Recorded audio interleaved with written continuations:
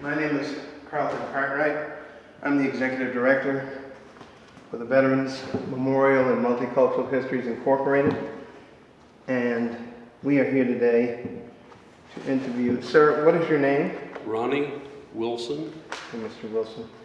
And how old are you? When's your birthday? I'm 72. My birthday is September the 23rd, 1948. Okay. A long time ago. Okay. The name of the place where we are is, what is your address? I'm at 15 San Jose Drive, Palm Coast, Florida, and we are currently at the beach house in Matanzas Shores. Okay, and today's date is April 9th? 9th. 2021? Mm-hmm. Okay, and the only person here today that I'm interviewing is Mr. Wilson, Mr. Ronnie Wilson. I said who I am. And sir, what branch of the service did you serve in? I was in the Army, and most of my career was as a Signal Corps officer, and at the very end of my career, I changed over to ordnance. Okay, all right. So tell me, what rank were you when you separated? I was, when I retired, I was a Lieutenant Colonel. Lieutenant Colonel? Mm-hmm. Okay, nice. What year did you go into service? I went in January of 1971. I graduated from ROTC in 1970 and got a delay until January of 1971 and entered Signal Officer Basic course in January.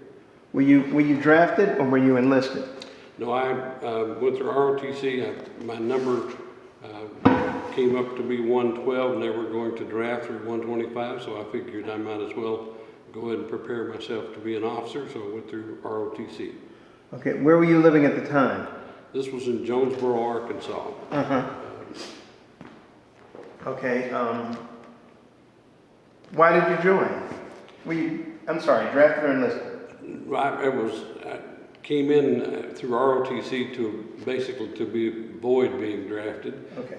But where I grew up, that was just the thing that you did, is when your turn came, the draft board didn't necessarily have to come drag you in. You went in and it was your time to serve.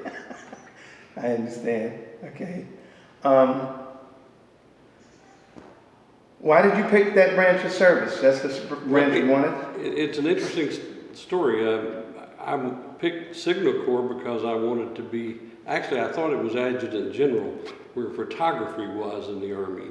So I went in and said I wanted to be an Adjutant General officer, and the professor of military science called me in and said, why do you want to be an AG? And I said, well, that's where photography is and I want to be there. And he said, that's what I thought. You didn't know what you wanted. It's in Signal Corps. So I said, that's what I want. And of course, at that time, the advisor laughed at me and said, no one gets to be a photographer in the Army that's an officer. They only train like 30 a year. And I said, well, I'm going to try. So sure enough, when I went to Officer Basic, they asked us what we'd like to do. And I said, I'd like to go to Germany and be a photographer. They said, well, we have no places in Heidelberg, but we do have a photo school, and your wife's pregnant and can't travel concurrently with you. Why don't we just send you to photo school? Okay. So here I get the very thing that I had wanted and had been told I probably couldn't have. Right. That sounds familiar. But And anyway. in the end, it appears that I was the last photo officer in the Army inventory. Okay. All right. Good for you. Do you recall your first days in the military and service? I do. What did it feel like? And tell me about boot camp and your experience. Well, in my officer basic course was in Fort Gordon, Georgia, and my wife went on pregnancy leave the day that I went into active duty, so it was a different time for us, planning a family and as well as a career. And this is at the height of the Vietnam War. So, here I'm knowing that I'm going to have a child, don't know whether or not I'll be there that much. All those things were going through your mind. But I must admit the Signal Corps was quite welcoming. I enjoyed the training and had some great fellows that we were sharing our time together trying to learn these things in Signal. And it was interesting. It was not what I had anticipated. I had expected a lot more browbeating, sergeants in your face kind of thing, but right. It was really a professional experience. Okay, good for you. Where was that? Fort Gordon, Georgia was where I went to the basic, and then for photo school I went to Fort Monmouth, New Jersey. So how long was basic training? We were there 9 weeks, and then the photo school was 9 weeks, and then we came home for leave, and then went wheels down in Frankfurt, Germany. Okay, and what year was that? 1971. Okay, all right. And what was your assignment there? I was the public affairs officer for U.S. Army Stratcom, which was basically the telephone company for the Army in Europe. We covered 52 working languages. We were in on three continents and basically served to be the full-time telephone company. And it was a great experience. I also ran a photo lab while I was there and got some real good experience. I'd never really had any experience as a photographer, and this gave me, a real wide opening that we could do lots of things, and did that. We actually did a lot of photography in the form of portraits, as well as in doing some movies. Okay. Oh, wow. That's exciting. Where did you get to travel besides Germany? Well, I accidentally walked in front of a door one day, or walked by a door, and there was "Wilson, get in here." And so I went in, and the colonel said, "You're the voting officer." And I said, "What does that mean?" He said, "I don't know, go find out." So what it meant was that we had to physically go hand every soldier in our unit an application for a ballot. And in most of our places, we also had spouses, so they too needed to be offered a chance to vote. Because this was in 1972 at this point, because in 1968, there was a great deal of scandal about military not being able to get ballots and to vote. So in that instance, I wound up going to all over Europe, Asia, and Africa, and down in Greece, and spent a couple of weeks down in Tehran, Iran, Asmara, Ethiopia, in Italy, and all over. So when I got out of the Army, off active duty, I'd been to more countries than I had states. Right, yeah, exactly. So how long was your tour in Germany? We were there about 2 years, and the Army had started withdrawing the numbers out of Vietnam. Vietnam at that point was down to about 60,000 people, and they were letting people out, so I applied for an early out and was released right at 2.5 years on active duty. Okay, did you do any reserve after that? I went in the National Guard almost immediately and spent a year in the National Guard.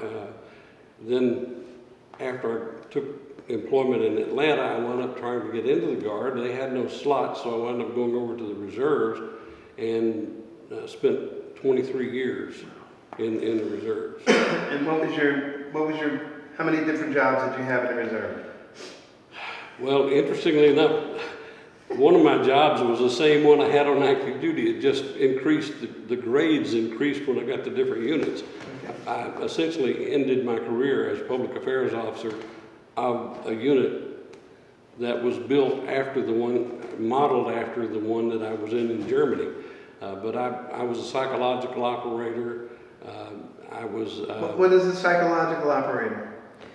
The Army has units that go in and do psychological operations, and our jobs would be to go in and find out what the people feel is going on, what they know, what information they have, and we actually had teams to be able to create scenarios that would improve their thought process about us. And in some instances, part of our mission was to actually just get people out of the way. In other words, the fighting is going to be over here. We don't want to have, some problems with the civilians. So we would do things. And in fact, if we were activated, we actually got a Dick Van Dyke type person who was a song and dance man for entertainment. Okay. And we would also do training films and things like that to entertain people so that they would look at us as helpful partisans in this war. Okay. I was, not only was I a public affairs officer and a psychological operator, one of the most unique experiences I had was I was the commander of the 317th Military History Detachment. Okay. And, the name is sort of a misnomer. You think of a history detachment as somebody who writes history. And we did do a little bit of that, but mostly on active duty. If we got activated, our job would be to go in and document.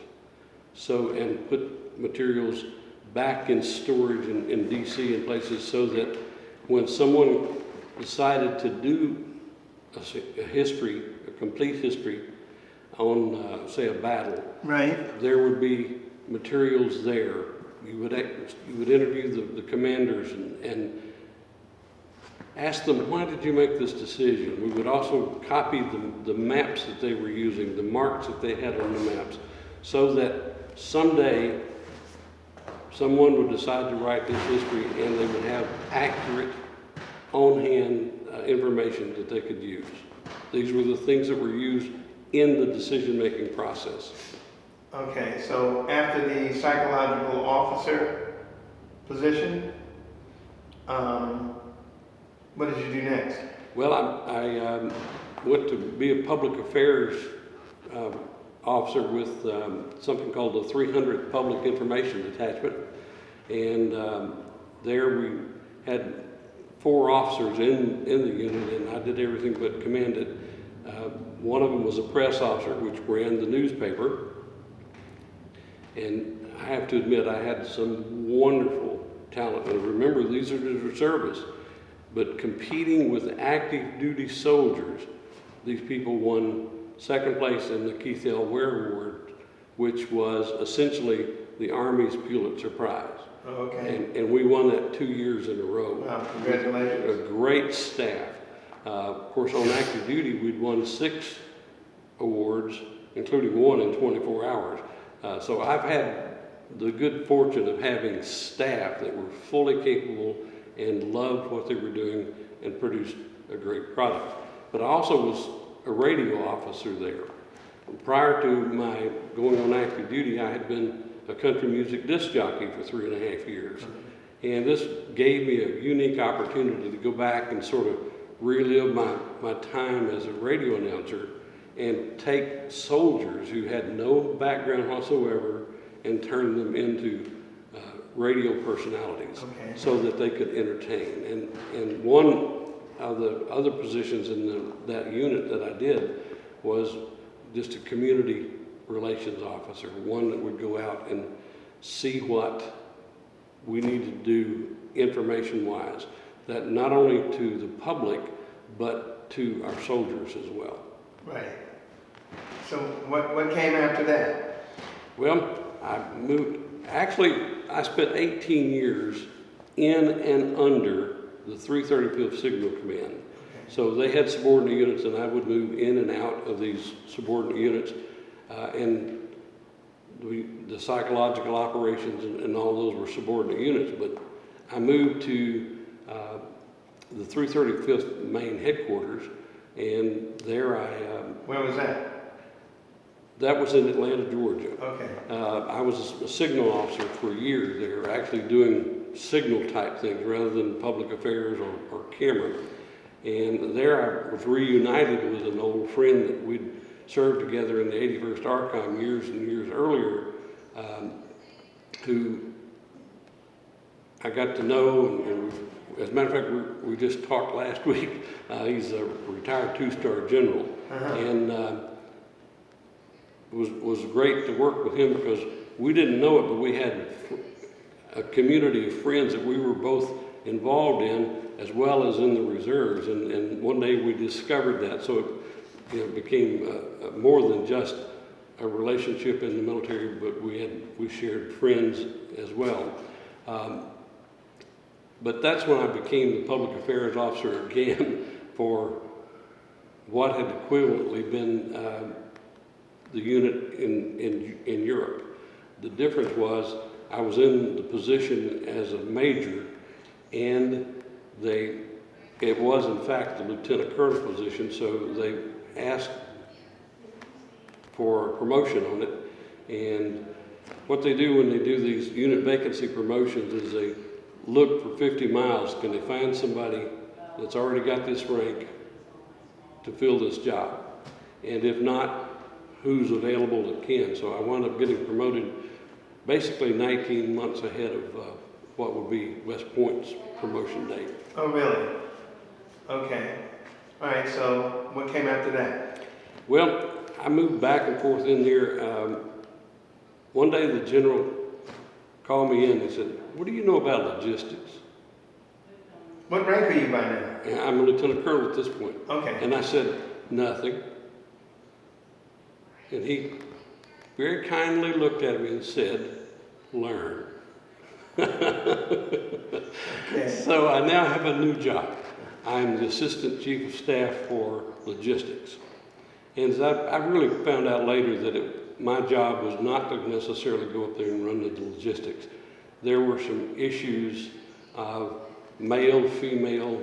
Some people didn't like the idea that women were in the Army, and some things, that needed to be taken care of. And he knew that I would take care of that. Take care of that. Okay. But in exchange, I got to learn a whole new part of the Army that I never really had any relationship whatsoever. And that's why I ultimately moved to ordnance, was to keep the position, because I just enjoyed doing something different. I had gone through all kinds of schools, including JAG. I'm certified as a JAG officer. Really? But I didn't want to be an attorney in the Army. As a matter of fact, the chief of staff called me in one day and he said, "You're getting to the rank that if you're ever going to go to JAG, you better do it." And I said, "That's why I'm here, is I don't want to be in JAG. I want to be prepared to be a JAG officer if I need to." And one of the things I did as a civilian was I did a lot of last wills and testaments. Most JAG officers hate to do wills. So I knew that if I kept my ratings, that one day when the big balloon goes up, I could spend my time at home doing wills. And, I sort of engineered this. But, looking back at my career, it's probably boils down to two or three things that are the memory. Huh? That are the memory, that when you leave, you look back. Right. And probably the biggest memory was one where I was the official photographer for the Army in Heidelberg, Germany, when the Baader-Meinhof game blew up 7th Army headquarters. Uh-huh. And as a country boy, you just can't fathom the damage that people can do out of sheer hatred. Yeah. And, they blew the Army up that night. We had no communication. And where were you? This was in Heidelberg, Germany. Uh-huh. And, to see And this is in your reserve duty, right? No, this was while I was on active duty. Oh. But while I was there. Because that's what I wanted to ask you about. I thought, so you weren't, you've been in combat. Well, it wasn't a combat zone, but Right. it was clear combat. It blew up the communications portion of U.S. Army Europe and 7th Army, and the IT portion. And it was my job to document all of this for not only history, but we printed 300 8x10s of every photo that I made, and I made 5 rolls of 36 black and whites. The reason was it had to go through all the steps to get the money to replace all this stuff. And I mean, just to see the devastation. I made photography from the air the next morning that the CIA, the CID, and the German police were using to try to just figure out what happened in what order. And it took 3 days to figure out which car blew up, if that'll give you an idea. Okay, I understand. You know, and that was probably, at that point I'm probably 23 years old, and I'm just blown away that I thought I was avoiding all this by going to Germany, not Vietnam, and then suddenly we have all these people that dislike us to the point of killing us. So this is terrorism. It was among the very first terrorism against the Army, yes. So casualties. Oh, yes, yes. Do you have any numbers that you remember? We knew of 3. There were some more that were injured that I never learned about. One gentleman was just opening the door, and the door was blown completely off the hinges, and he was flattened against the wall. Was that civilian or military? No, these were all military. Okay. And the thing that really bothered me about the whole thing was within 2 hours of the event happening, I got to the site and go in, and the entire ceiling and everything of the building has been sucked out, you know, just out of from the blast. And there were 10 generals standing there. You know, this is a war story, and you know, all the wars going on in Vietnam, but we're in Heidelberg. We've got this one we can talk about now. And I'm thinking, you know, if they had a delayed fuse, well, we could really clean this place up. 10 generals would have gone just like that. Oh. You know, when you have something, an event like that, you don't gather all your leaders and put them in one room. Right. And that's exactly what we had. And you know, knowing me, I just mentioned that, you know, to some folks. But were the generals actually there? And they were physically present, looking around to see what they could see, and they were in disbelief. I mean, let's be honest. Okay, so what I'm trying to find out is when the bomb hit, were you and these generals actually there, or you came in after? This was afterwards. I came in. It took about 2 hours. It hit about 5:36 at night, and I just happened to hear it on the radio. And at that time, our commander had rotated back. The deputy commander was acting. We had an acting chief of staff, and I knew they were going to be overwhelmed. So I physically got in the car and drove over to the deputy commander's house, Colonel Shipley. Yeah. And I said, Colonel Shipley, what's going on? He said, I don't know, Ronnie. I'm on the phone to the United States headquarters right now. Would you please go over and find out and let me know? Right. And so I got there, and that's when I go in and see all this leadership in there, and I'm thinking, boy. What could have happened? Yes. Yeah. And when the Baader-Meinhof game hit, they hit in 2 spots. One was the comm center, the other was the IT. So not only did we not have communications, but we didn't know anything about our units because the IT was taken out as well. And you think about the potentials that were in existence, Right. at least until we could get one of the other services up. Right. It was interesting, and you know, we had gone to many times to a theater there by the comm center. It was an officers club, and it had glass windows all the way to the ceiling. We're talking at least 14 feet. Right. And this was the only place where you could go into a movie theater and actually eat while you did it. They had tables and things. When this bomb went off at the IT center, some colonel stood up and yelled, "Hit the deck." Now, ordinarily during that time, everybody stood up and said, "Who are you?" You know, everybody hit the floor, and when Right. they did, 14 feet of glass went right across them Okay. and saved their lives because they were next to the comm center where all the cars were. And just to give you an idea how big a vacuum was created, 30 plus cars had the back window completely removed, Wow. unbroken, because of the suction from Right. that bomb. Right, okay, so, all right, wait, were there any prisoners of war? Were you? No, No. no. Fortunately, I didn't wind up in Vietnam. We stayed in Germany. I did something called voluntary indefinite, Right, which meant that the Army promised me they would send me to the photo school and give me an assignment in Heidelberg, Germany, or in Schwetzingen, Germany, and I would stay there 18 months. Then it would be rotating back to the States for 30 days leave, and then wheels down Saigon. That was the norm.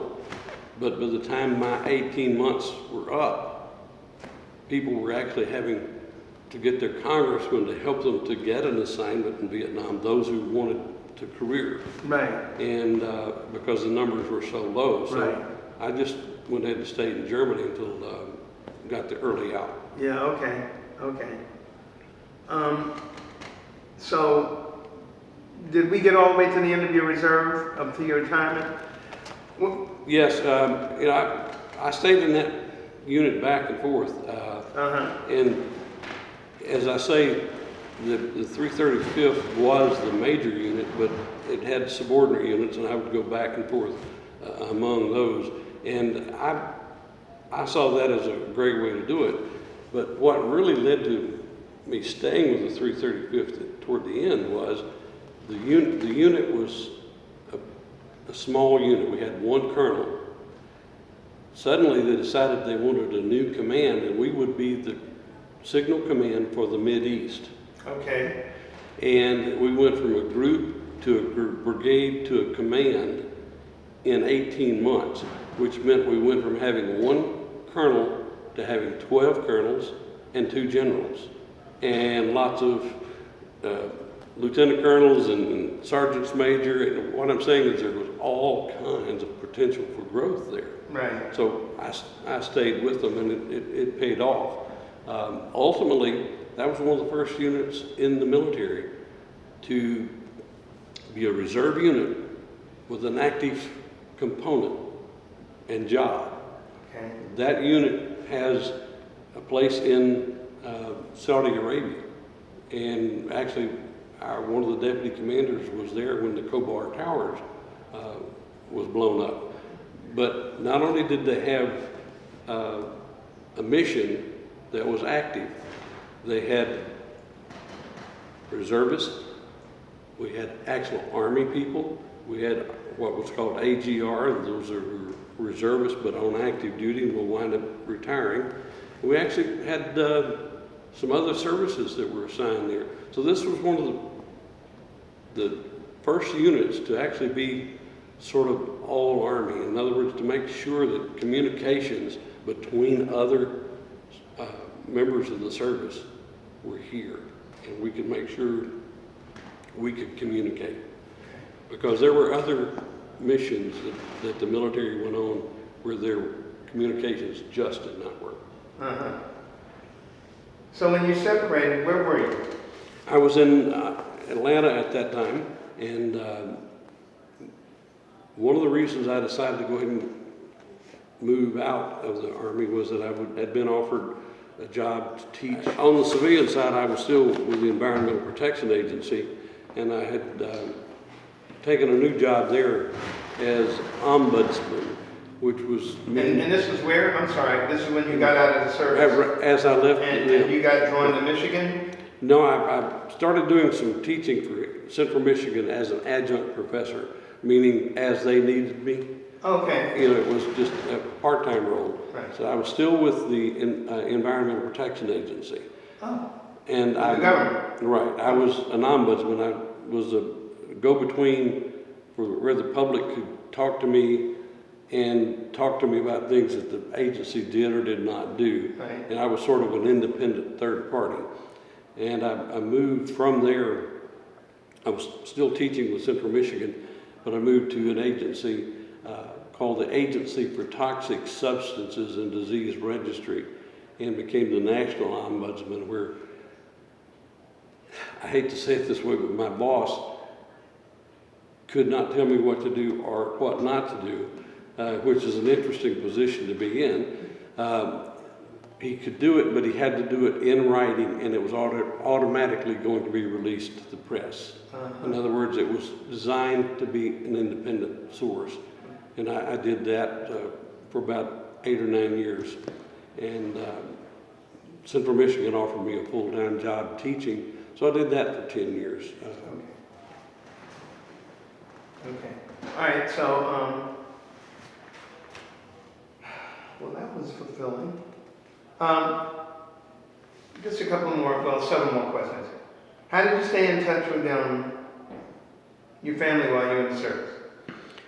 Well, fortunately, while I was on active duty, I had my wife with me and my son, even in Germany. That was one of the fortunate things that I had, was that I was not away from them other than just, you know, some TDY stuff. Right. We did have difficulty reaching home. We lived on the economy. The phones worked beautifully if you were calling locally, but if you were calling mom and dad back in Bay, Arkansas, they didn't always work real well. So we wrote a lot of letters, but fortunately for me, I've been able to have my family with me. That's one of the things that I... You got married while you were in the service? No, I actually, before. Before you went into service? Right, I went in service with my wife pregnant. I think we'd been married at that point 2.5 years. Okay.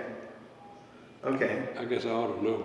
Right, yeah, I'm sure. It was 2 years. How was the food? Well, being in Heidelberg, Germany, oh Lord, it was good. And probably what made it good and bad was that my landlord was an amateur chef. Oh boy. And hey, come in and try this. And of course, I don't want to offend the chef, so I go try it. Collaborate, huh? Yeah, and it was great. We did enjoy it, and actually, I realized that I was not going to be able to be a captain as soon as I had anticipated.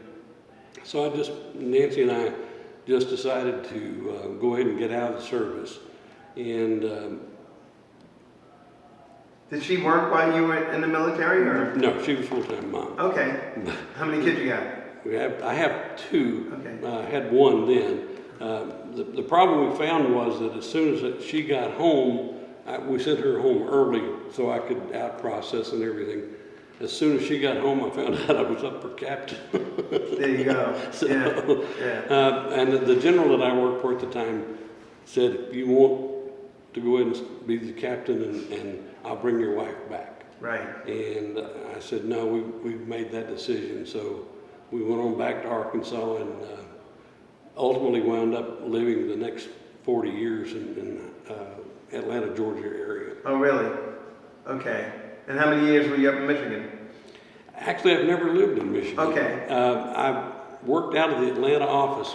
Central Michigan had, at that point, about 70 places that they taught, so I would just go to those places, and Atlanta happened to have one of their larger programs. Did you feel a lot of pressure or stress while you were in the service? Not really. One of the things that I discovered that bothered me a lot was I'm a teetotaler.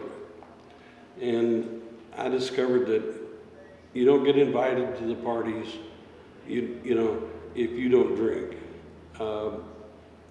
then I got to where it just didn't bother me. I mean, quite frankly, I got to where I didn't want to be around those folks. Okay. If that was their only thing they had going for them. Right. I am the grandson of an alcoholic, and I was so afraid that I would become that. And what I discovered was that's true in civilian life as well as the military. Right. But I did have the good fortune of having good commanders, and I had the absolute best NCOs. I have to admit that they were just absolutely wonderful. My first one was at that time we called them WACs, if you remember. It was a female sergeant. She was an E7. Had been in the Army 18 years and had forgotten more about the Army than I would know later, Right. She called me in the first day I got to my assignment, and she said, "Sir, if you'll stay the hell out of the way, everything will be all right." So I spent the next 2 years doing what? Staying out of the way. Staying out of the way. And the end result was that my staff had done enough that I was able, as a lieutenant, to get a Meritorious Service Medal. We had articles in the Army magazine, the Soldiers magazine, Right. all kinds of things. We had stories literally all over the world in the news. And that's because of the staff you have. You can do some management for them, but they have to carry out the function. Right. And it goes back to that one sergeant who just was, she was a great leader, I gotta say. And she taught me a lot. Okay, did you share all of the places that you traveled? Leave any out? I don't care if it was on leave or what. In leave, probably one of the more interesting travel assignments I had while on active duty was that the commander at that time and the chief of staff had been assigned to Holland during the war. And they had something up there called the Nijmegen Marches, where armies from about 50 countries of the world come in there and spend 5 days going 25 miles a day. And it was really, really nice. So they both wanted to go up there, and I went up with them and accompanied them. It was interesting to hear the general talk about his assignment, what he was supposed to do that day, and he was supposed to take a bridge. The chief of staff, a full colonel, during the war was a sergeant, and his assignment was to take a different bridge and to look at these bridges now and hear them reminisce, about how this was at that time. It was really interesting. What really made it interesting was as we started home, we were routed 500 feet above the Rhine River. And if you've ever been to Europe, riding down the Rhine River from Cologne down to Frankfurt, there are about 30 castles. And the only way to really get a picture of them is from there.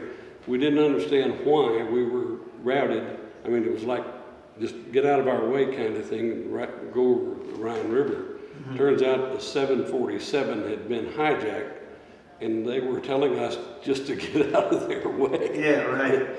So that they could do their thing.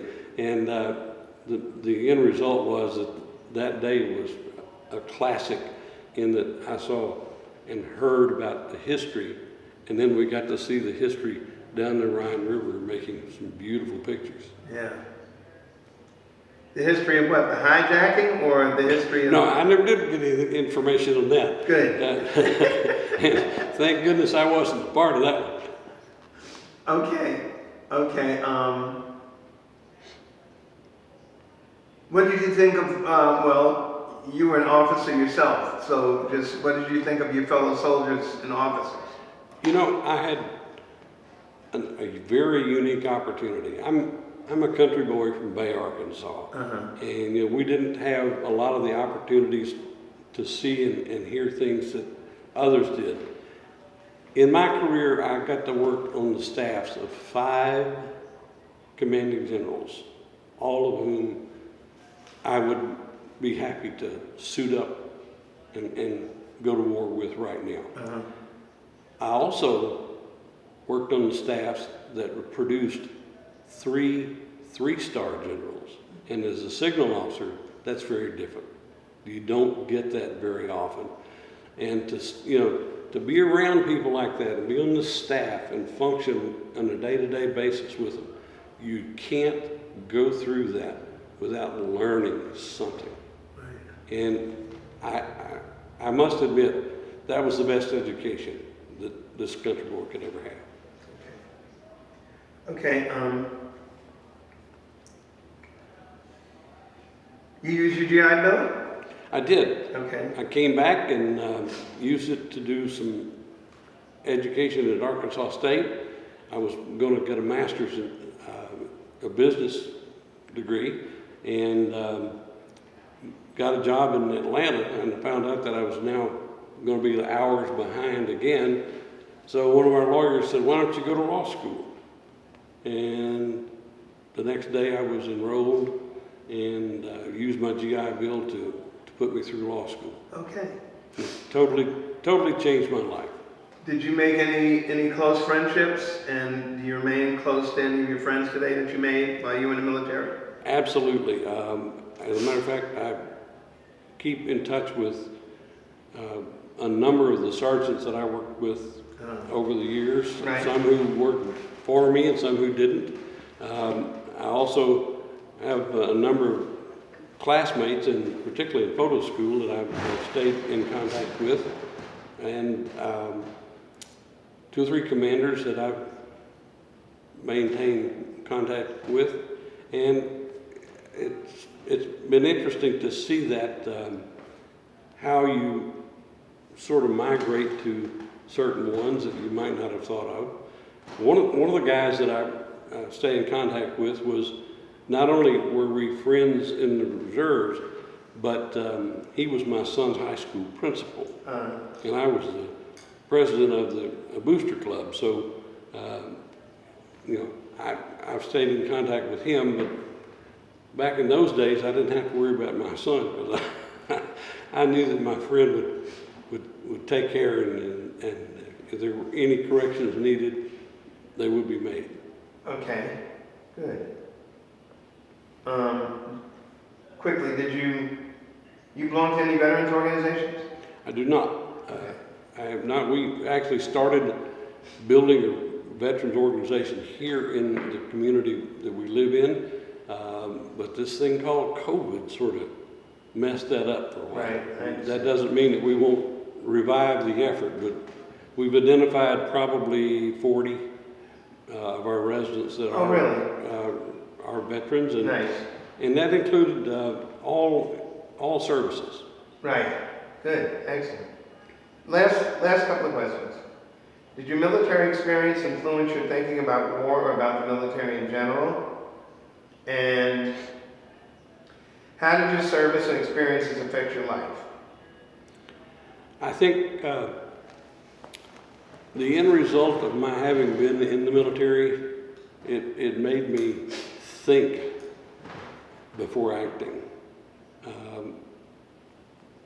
But I don't want to stress that it made me think so long. When I was with the Environmental Protection Agency, we had a survey done. Anyone could do this survey on you.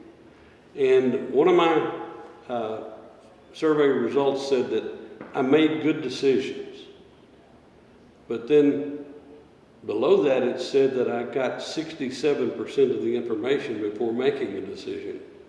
And at first I thought that was somewhat of a derogatory comment. No, I realized that I was an officer that had to make decisions, that people's lives immediately depended upon it, and I had to get the information, but I tried to make a decision and make a good decision, and didn't have time to get all of the information. You had to just act. And in the end result, I saw that as being somewhat of a compliment, Yep. but it also told me that now that I'm not necessarily in that situation, I ought to make the effort to try to get as much information as possible, and that has also been helpful to me. Right. Did my mindset change? No. I don't want to be at war, but I'm certainly not going to run away from it. Okay. I want to protect my country, and I want my kids and grandkids to enjoy the things that, the freedoms that we have gotten to enjoy. Okay. All right. Well, I want to thank you for your service, Thank you. and I want to thank you for a wonderful interview. Thank you.